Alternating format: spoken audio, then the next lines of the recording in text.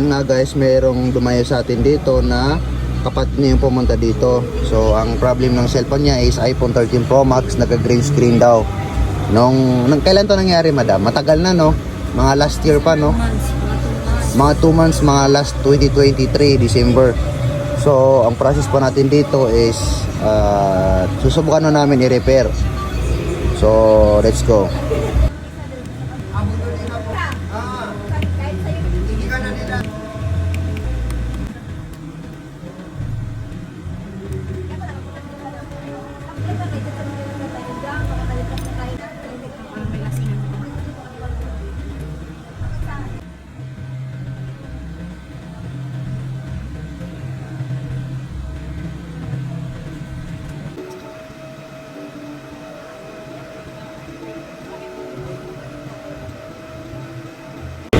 So